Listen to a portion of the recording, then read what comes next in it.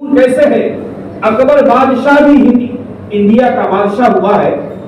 और आपको मालूम है कि पहले जमाने के राजा महाराजा लोग है ना, रात की तारीकी में बैठकर गवैयों को और कवालों को बुलाते थे और सुनते थे और उनकी रातें ऐसे ही गुजरती थी।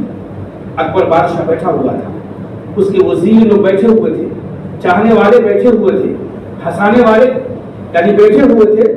उसमें बीरबल उसका एक वजीर था जो हिंदू था, नॉन मुस्लिम था। सब बैठे हुए थे और बातें हो रही थी दुनिया के। इतने में एक हवा का झोंका आया और तमाम चिराग बुझ गए, तमाम मशाले बुझ गई। उस जमाने के अंदर मशाले होती थी, चिराग होता था, लालटेन होती थे। एक हवा का झोंका आया और तमाम मशाल बुझ गए। महल में अंधेरा ही अंधेरा हो गया, डार्क ही डार्क हो गया। मेरे मोहतरम, मेरे बुजुर्गों, अकबर बादशाह कहता है उस अंधेरे में एक आदमी दूसरे आदमी से बात कर रहा था, लेकिन बात करने के बावजूद भी अकबर बादशाह कहता है कि मैं जी घबरा गया, मैं घबरा गया, मैं परेशान हो गया कि जब दुनिया के अंधेरे का ये आलम है, लोग यहाँ बैठे हुए हैं, बातचीत कर रहे हैं, तब भी मेरा दिल घबरा गया।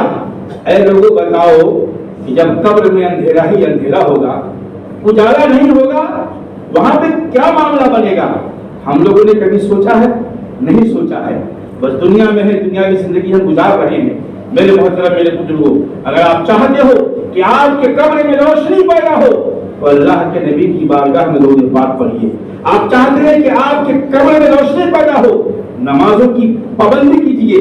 ये नमाजें, ये दरूद पाक आपके कब्र में अंधेरा होगा तो आपका कब्र उजालों में तब्दील हो जाएगा।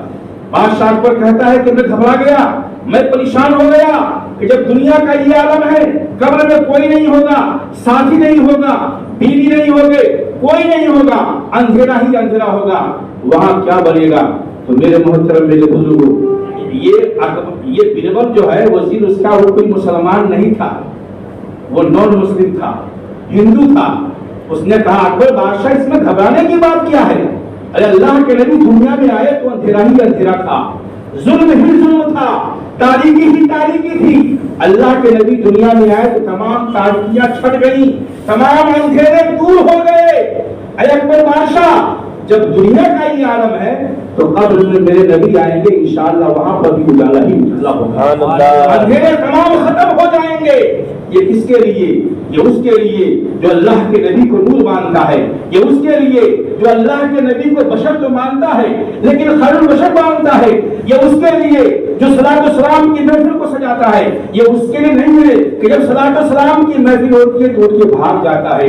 मेरे मोहतरम, मेरे बुजुर्गों, ये कैसे नासमझ है कि नमाज के अंदर अल्लाह के नबी की बारगाह में सलात व सलाम पढ़ते हैं, अत्तहियातु लिल्लाहि वस्सलावातु वत्तय्यिबातु अस्सलामु अलैका या नबी। नबी को नमाज में सलाम करता है, अल्लाहुम्मा सल्ली अला मुहम्मदिन व अला आलि मुहम्मदिन, दुरूद इब्राहिम की शक्ल में दुरूद पाक करता है। और जब नमाज के बाद जब खड़े होकर सलाम करने की तो भागता है। मेरे मौजूद में ये भागना ये मोहब्बत की शाई नहीं है, बल्कि अगर कोई आदमी जा रहा हो और सलात व सलाम की महफिल जब सजे तो आदमी वहां से वापस हो जाए और वापस होने के बाद सलात व सलाम की महफिल में वो हाजिर हो, ये मोहब्बत की निशानी है।